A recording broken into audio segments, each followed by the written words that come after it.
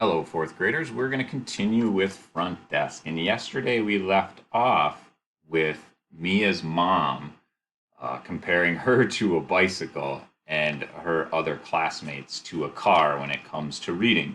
And so a lot of us inferred that really upset her. So we'll see where she leaves off today. We're going to do the next two chapters.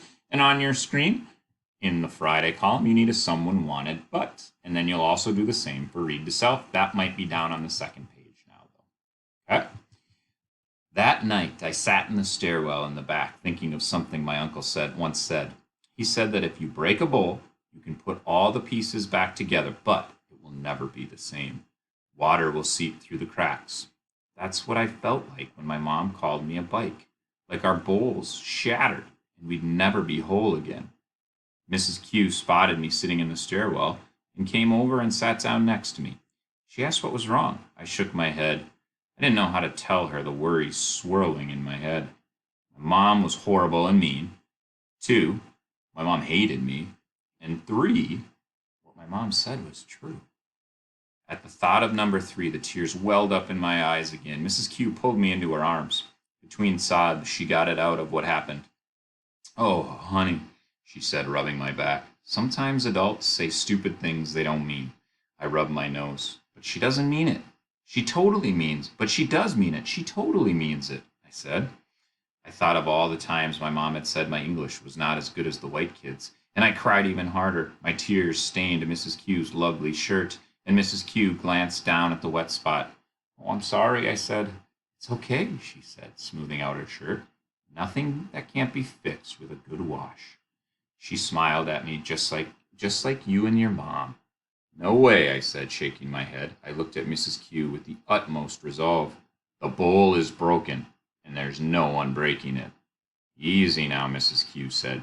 She put her hand over my hand. I don't know about any bowls, but I do know your mom. She loves you very much. There was a lump in my throat. Mrs. Q raised her soft blue eyes to my wet brown ones. You know that, don't you? She asked. Then why is she always saying such mean things? I asked. Mrs. Q thought about this for a while. I don't know, she finally said.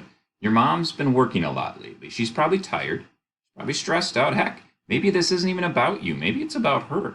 Maybe people have told her her English isn't any good. And I thought about that couple a while back who asked my mom to take a picture of them with their camera. Still doesn't make it okay what she said, I said, sniffling. Of course not, she said. It's a horrible thing to say. Yeah, of course it is. Even if the bowl's completely not broken, it's severely cracked, I told her. And Mrs. Q chuckled. Well, you just have to put some tape around it, she said, and a tiny smile escaped. I hugged Mrs. Q and thanked her. I was starting to feel a bit better about number one and number two on my list, but not number three. Number three, I carried with me into my sleep, dreaming about the essay contest. And how could I possibly win if I was just a bike? That Sunday, my dad fought my mother for the chance to take me out. That Sunday, my dad fought my mother for the chance to take me out. As usual, we loaded up the car with empty cans.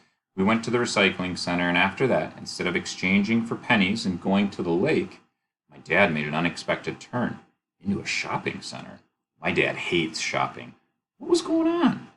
Where are we going? I asked him. You'll see, he said, getting out of the car. He pressed open the door of a stationery shop. The store was called Scribbles, and I could tell it was fancy just from the way it smelled. It smelled like expensive air fresheners, the kind I always wanted to get for our front office but couldn't because it was way too expensive. Row upon row of pencils adorned the shelves. I picked one of them up and nearly fainted when I saw the price. $5.99. I tugged on my dad's elbow. Let's go home, I said. Just a second, he said. Before I could even realize what was happening, he took one of the $5.99 pencils and told the cashier to ring it up. Dad, what are you doing? I asked him. He ignored me and handed the cashier $6, the entirety of our recycling money that day. I watched the whole thing unfold with my mouth wide open. Outside the shop, my dad kneeled down so that he was my level. You are not a bicycle, he said. My eyes searched his. Do you understand? He asked. He reached down, took my small hand, and opened it. He put the new expensive pencil in it. I gazed down at the pencil. Its shiny green sparkles glistened in the light. I couldn't believe my eyes that something so beautiful could sit in my hands. Dad, this is way too nice, I said, giving him a hug. I'm never going to use it. I'm just going to look at it. My dad laughed. I hope you use it. You're a fine story writer, he said. I shook my head. Not in English, I said in a small voice. In English, too, he insisted. I've read your English. I wanted to chuckle. Because how would he know? If my English was 12 exclamation marks bad, his had to be at least 50.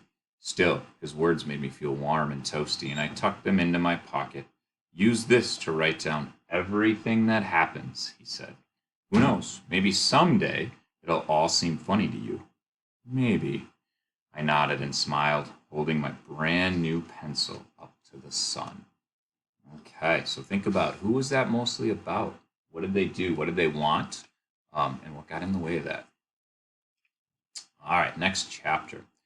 So you can do an entry for either one of these chapters today.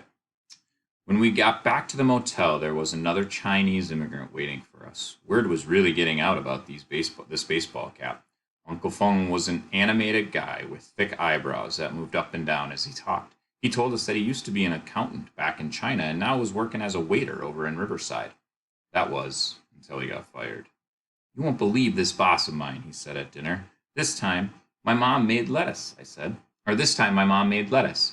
Literally just lettuce. Thanks to Mr. Yao withholding our wages, it was all we could afford. But stir-fried with a little garlic and soy sauce, it actually wasn't half bad. What did he do? I asked. He fired me for scratching my nose. What? Really? I said. That and the fact that a customer slapped me, which, by the way, was completely uncalled for. A customer slapped you? My mom asked. She was crazy. I honestly don't know why she slapped me, he said. All I said to her was, hey, baby. My mom nearly choked on her tea. Well, no wonder she slapped you, my dad said. Uncle Feng put his chopsticks down. What? What's wrong with hey, baby? Americans are always saying, hey, baby. It's what you say when you greet somebody. Everybody knows that, he shrugged. It's what you say when you greet a girlfriend or a boyfriend, my mom told him. Uncle Feng turned bright red. Oh, are you serious? He asked. My mom nodded. Uncle Feng got up and started pacing the room. He put his hands to his face. I had no idea, he said. So many people were saying it. I just thought... Oh, my dad chuckled. It's all right, buddy. Happens to the best of us, he said. I cannot believe this. I was saying it to almost everyone, Uncle Feng said, scratching his nose. Something about the way he was scratching his nose caught my eye.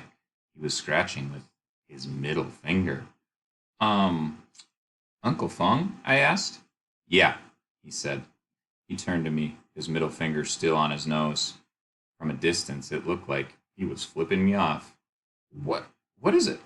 He looked so innocent and earnest that at the same time it was just so ridiculous I had to help him.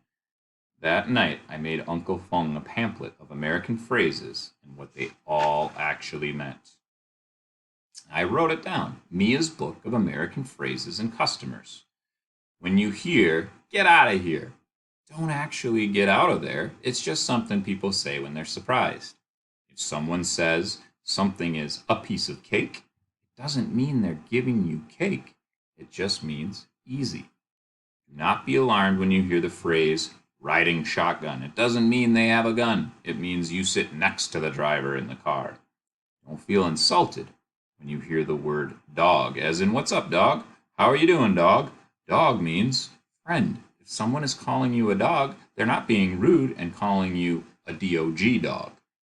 If something is sweet, like sweet car, it means it's good. It does not mean it literally tastes sweet. Similarly, if something is sick, as in sick bike, it also means good. But I know that one's confusing. The word dude is slang for a male friend. It should not be used when addressing the police, your boss, a senior citizen, or a female. Do not stick your middle finger up for any reason in America because the middle finger is considered offensive. Use your index finger or pinky instead to scratch your face. Don't take your shoes off everywhere. Americans like to wear their shoes inside the house. Do not comment on how someone's appearance has changed. I know it's a compliment in China to say, you look like you've gained weight, but trust me, Americans do not like it. The pamphlet went on, and I tried to be as detailed as possible and put in as many phrases, gestures, and idioms as I could think of. And idioms is a form of figurative language, like she said, riding shotgun, or a piece of cake. They don't have a literal meaning that we use. It just means something different than what the literal meaning is. We call it figurative language. Uncle Feng was very grateful when I gave him the pamphlet. He said he would study it, memorize the rules before he applied his next job. I also showed him my notebook with all the names of restaurants the other immigrants had gotten fired from, so he knew where to avoid working. Uncle Feng copied the restaurants down and added some names of his own. He also added some comments next to the other stories, such as, hang in there. Pain, brother. He smiled, and I liked how my little notebook was becoming a message board for the immigrants. We are going to stop there today, and we will continue there on Monday. But think about someone wanted, but what gets in the way. And if you can come up with a so, go ahead and do that as well. I hope you are enjoying Front Desk. If you have any questions, make sure you come in and talk to me. Let's have a great rest of our afternoon, guys.